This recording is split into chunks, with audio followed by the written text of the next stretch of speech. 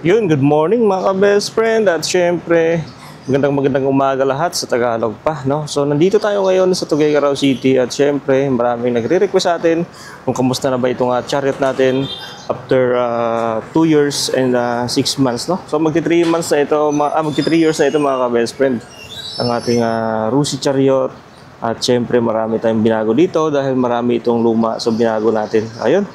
At sa vlog na ito, marami tayong pag-uusapan dito patungkol sa mga nagtatanong dito sa ating Rusi chariot ay sasagutin natin guys sa vlog na ito para malaman ninyo kung ano yung mga ating binago dito sa chariot natin, no? So, yan, nung kinuha ko ito guys ay talagang hindi mo maintindihan kung ano yung itsura niya. Talagang lumang-luma ito. Kung titingnan natin ay sa mga vlog natin na una ay parang nakakaya siyang gamitin o sakyan. Dahil maraming luma at maraming diferensya, no? And then nung sa atin so ang ginawa natin dito, kinuha natin siya for 2 years. 2 years kasi 1 year sa unang may-ari, then 2 years sa atin. Yan, bali na sa 2 years and 6 months na ito sa gamitan, sa waswasan. So bali 6 months na lang bago natin matapos itong chariot na to. So maraming nagtatanong sa atin tungkol dito sa Rusi chariot. Unang-una sasabihin natin yung mga naging diferensya nito mga ka-best friend ng chariot, no? So maraming nga nagtatanong. So yun guys, sa mga nagtatanong kung ano ba yung nasisira dito. So yung mga unang nasisira dito guys, in my experience, itong kanyang clutch cable. Yan, yung unang naputol dito sa kanyang mga pyesa. Yan po yung unang nasira. So pinalitan ko bago na yan. First replacement po yan, no? Yung original po na sa akin hawak ko, pero yung pinalit ko yung replacement na po yan, nabili ko ng 100 pesos sa Shopee. Yan na po yung replacement, no? And then ang importante lang naman dito mga ka-best friend na i-timing mo ng maayos yung cable niya na hindi gano'ng matigas, kasi pag matigas, prone sa putol yon pag maging luma na, no? And then isa sa mga naging problema ko dito yung kalawang, no? I think sa mga may Rusi chariot talagang alam nyo yan, no? Kasi naranasan nyo yung kalawang. Ayun, yung mga kalawang sa gilid, oh. Yan. So ginagawa ko dyan para mapigilan muna yung kalawang, in-sprain ko ng WD-40, so nawala na yung kalawang-kalawang dyan sa gilid. Lagi ko lang nililinisan para hindi gaano masira kasi maraming kalawang yun, no? Yan. So ang ginawa ko guys ay binakbak ko lang yung kalawang, din in-spray ko lang ng WD-40. Yun, medyo natanggal na yung mga kalawang na kumakalat. Kaya sa ngayon wala na. Pero kung gusto niyo pinturahan, pwede mas maganda pinturahan mga ka-best friend. Tuluyan ang mawawala yung kalawang dyan pagka napinturahan nyo, no? So dito yan, kinakalawang din yan dyan sa harap, yung mga frame dito guys, ito. So kinakalawang din yan dyan, lalo na pag pinapasok ng tubig ulan, kumakalat po yung kalawang dyan. So yan. At ang pagkuha ko nito, wala pong odometer yan, speedometer. Putol po yung cable. At hindi ko nagagamit yan, no? So nag-additional ako ng mga accessories dito. So pasok tayo dito sa loob. Pinalagyan ko ng tolda itong ating chariot. At ang nagastos ko sa tolda ay nasa 5,000. Itong paggawa natin ng kanyang cover. 5,000 yan mga ka-best friend paggawa ko ng cover. So dito muna tayo sa loob dahil medyo alikabok sa labas at maingay yung dumadaan na sasakyan. So ito yung loob ng ating chariot mga ka-best friend, no? Kung makikita nyo, yan, nalagay po tayo ng insulator. Ito yung magandang klase po ng insulator ang nilagay natin para hindi lumubog yung ating bubong. Kasi kung wala yung insulator, yung bubong natin bumabagsak, pangit tingnan. So nilagyan natin ng insulator, kaya yan, maganda po siya tingnan ngayon. Hindi siya gagal tingnan kasi plain na yung bubong niya. At nilagay ko to para hindi gaano mainit. Kasi dati talagang napakainit dito kahit umaga, mainit po ito yung kanyang loob. Okay mga ka-best friend, dahil ito ay talagang gagamitin natin sa camper trike, camper van, kaya meron tayong sinet up dito na solar system, tawag nito, solar power, no? So naglagay tayo dito ng solar panel natin, so hindi pa natin nakabit na 60 watts po yan na solar panel, pang ilaw-ilaw lang po yan at pang gadgets. And then naglagay din tayo ng controller, yan, charge controller, and then inverter na 200 watts kasi pang gadgets lang naman, outlet, no, na nilagay natin para pwede pagsaksakan. So yun po yung mga nilagay natin dito para tayo po ay makapag-charge ng ating cellphone at mga cameras na dinadala natin tuwing mag-camper trike, no. So dahil dito mainit at talagang kulob, naglagay tayo ng electric fan na maliit lang siya pero napakalakas po niyan. Number 2 po yan na power. May power number 2 siya, kaya pwede pong pahinaan, pwede mo mas malakas siya. And then meron na tayong nabili na kuwang ito yung upuan pang camping, no. At hindi lang doon, ito po, meron din tayo dito mga ka-best friend na gasolito. Ito po yung maliit na gasol na kung saan ay pwede natin dalhin at gamitin sa pagluto. Ito po yung gasol, no? Nakabili na tayo. And then dito sa loob meron na tayong grocery dito, mga dilatas at iba pang mga grocery na pwedeng dalhin sa camping, no. So ayun na, kompleto yun dito mga ka-best friend. Meron lang dyan, meron ng mga goods, no. And then ito yung ating lagayan ng mga tools.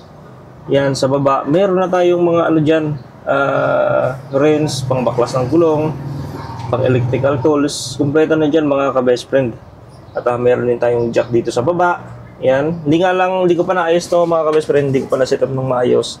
Dito naman meron tayong camping tent, no. Nilagay natin dito yung ating camping tent na para kung in case na kunyari magkasama tayo ay meron tayong tent na pwede ilagay, no. So ito naman yung gulong natin, hindi ko pa na ikabit dito sa ating left side dahil yung ito tubeless na kasi ito mga ka-best friend, kaya walang problema pagdating sa mga kargahan ng marami. Kung magkakarga tayo ng maraming dala, pwede po itong tubeless natin gamitin, hindi po babagsak yung ating gulong, no. So ito yung ating grocery, toolbox, at yung lagay ng mga damit mga ka-best friend tayo magka-camping. So ito po yung setup ng ating camper trike sa loob. Okay lang kahit ganito simple. At kaya naman matulog ng isang tao dito, 5 footer o kaya pa nga 6 footer dito guys. So kasyang-kasya pa dito, no. So gagawin natin, ibababa natin dito sa lapag itong mga ating toolbox. And then maglalagay tayo dito ng maliit na parang plywood na number 1 o uno para mas makapal yung higaan. Yan, so dito natin ilalagay mga ka-best friend. So okay na okay itong mga ka-best friend pang camper trike, itong ating Rusi Chariot 175. Talagang hindi tayo nito bibitinin sa paahunan, no. So sa mga gustong kumuha ng Rusi Chariot, talagang ini-encourage ko kayo for business at kung ano mga purpose, basta hindi lang talagang patayan na karga katulad ng mga tiga 2 tons na kargahan. So medyo prone sa sira na yun mga ka-best friend yung ating chariot pag 2 tons o 1.5 tons. So yung nakarga ko dito na pinakamabigat lang ay nasa 700 kilos lang. So kayang-kaya naman ng Rusi Chariot ang 100 kilos at yun lang ang capacity weight ng pwede niyang ikarga. So okay na yun mga ka-best friend. Hindi na gano'n yun mabigat para kay Chariot, no. So kung may mga kalawang kayo nakita dyan, kailangan agap-agapan nyo kasi medyo gagapang yan at nalapad yung kalawang dyan. Katulad ng mga dito sa gilid-gilid yan. At pag lumapad yan, ako, mahirap na yan ayusin. Talagang pipinturahan na yan. So, yung ating gilid ng ating side ng ating chariot, nilagyan natin ng silicone sealant para yung tubig hindi pumasok dito sa loob. So okay na, kahit magkarawas tayo, hindi na po nababasa yung ating flooring.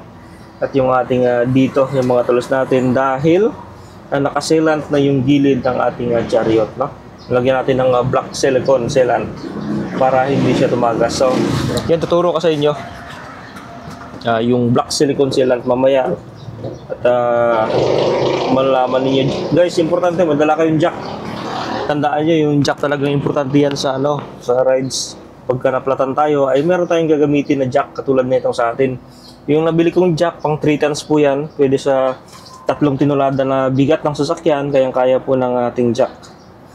Medyo malaki-laki po yung jack natin kasi alam naman natin na magkakarga pa tayo dito. Kaya ang ginawa ko, bumili ako ng mas malaking jack. So, yun, labas ko sa inyo. Labas tayo dun, guys. Yan. So, naglagay tayo dito ng ito. Lagay tayo ng sealant sa gilid. Kaya kung makikita nyo, wala na pong butas din sa gilid. Sa side ito. Yan, nilagyan pa natin ng sealant para hindi pumasok yung tubig dyan. Pati yung ating mga frame windshield, nilagyan na rin natin ng sealant para hindi tumagas yung mga tubig-tubig at hindi kalawangin yung ating frame, no? Ito, naglagay tayo ng ito. Ang tawag po dito parang side cover. O, nilagay natin yan para hindi tayo mabasa. Side cover yan, mga ka-best friend. Ayun, marami rin nagtatanong sa atin kung ang Rosy Chariot ba ay patipid. So, ayun, sagot ko mga ka-best friend. Ang Chariot po ay napakatipid po ito. Basta po, yung carburetor niya ay palinis nyo lang at lagi nyong ipatune o ipatuno ang carburetor niya dahil dyan po nakabase yung fuel consumption din. No? So, and then depende rin po sa depende rin po sa situation ng daanan. Kung yung daanan ay talagang matarik, asahan po natin na magbababa ka ng low gear o di kaya naka-primera ka lagi, primera, segunda. Asahan nyo po na medyo matakaw sa gas yan. Kaya yan po yung dahilan kung bakit magastos sa gas yung location o yung daanan. No, pero pag patag lang city rides, matipid po ito kasi nasa tercera, segunda ka lang. Pero pag naka-primera ka na, ahunan talagang asahan natin na magastos po sa gasolina. At yun mga ka-best friend, thank you talaga sa panonood niyo ng ating vlog sa araw na ito. At syempre, may natutunan naman kayo sa ating vlog sa araw na ito. Paki-share guys ng ating video at paki-share po ng paki-share po ng ating vlog. So, ito po yung improvement sa ating Chariot. Ayan o. So, naglagay na tayo dyan ng phone holder. Ayan. Car charger input para sa ating cellphone. Reverse sensor, meron na rin tayo. Yung dashcam natin, hindi pa natin naikabit. Pero dati kinabit na natin. So, ngayon hindi pa. Ayan. Ito yung medyo nagluluko yung ating yung ating ignition switch. Yan mamamatay siya. Yan po yung diferensya ngayon. So, ang ginawa ko naman yan, inisprayan ko ng WD-40 kasi palagay ko may mga dumi-dumi lang sa loob. So, medyo naging okay siya. At nung nakaraan, siguro wala na yung WD-40. Parang naman siya, parang bumalik sa dati. So, talagang sabi ko, palitin na talaga ng ignition switch. So, yung ignition switch natin, pasikreto nating ilalagay sa ibang location. Huwag natin ilagay dito guys. So, siguro sa gilid, sa baba, para panglito na rin sa mga gustong magnakaw ng ating comfort ride, no? Yan. Yun. Oil maintenance, kailangan guys alaga. Pagka araw-araw ginamit, mas maganda na sa 2 buwan magpalit ka na ng oil. Or isa't kalahating buwan palit oil na para hindi malaspag yung makina. Hindi agad-agad masira, no? So, ano ba yung recommended dito sa ating Chariot, no? Marami rin nagtatanong sa atin kung anong oil yung recommended dito. So, ang ginagamit ko mga ka-best friend na lang is ay 10W40 sa taglamig at 20W50 naman ngayong tag-init, no? So, yun po yung ginagamit ko na oil. Kaya talagang napaganda ng tunog. Kung maririnig nyo yung tunog nito, talagang napakatining guys. At pinatune up ko ito nakaraan kasi medyo umingay na yung makina. So ang ginawa ko, pinatune up ko. Yun, tumining na naman. At bumalik sa dati yung tunog niya na as in matining. No? So, marami na nagtatanong sa akin bakit daw itong chariot ko ay napakatining ng andar. Pero yung kanila ay hindi. So, yun lang ang sagot ko sa kanila. Na baka tune upin lang yung Rosy chariot nila. O di kaya palitin ng langis. O, yan lang naman yung mga nagkukos ng ingay ng ating makina. Kasi bago pa naman eh. Sa bago pa yung chariot nyo ay dun lang yan sa langis at sa tune up, mga ka-best friend. Yun. Thank you for watching mga ka-best friend sa vlog na araw na ito guys. Thank you for watching mga ka-best friend. 1, 2, 3.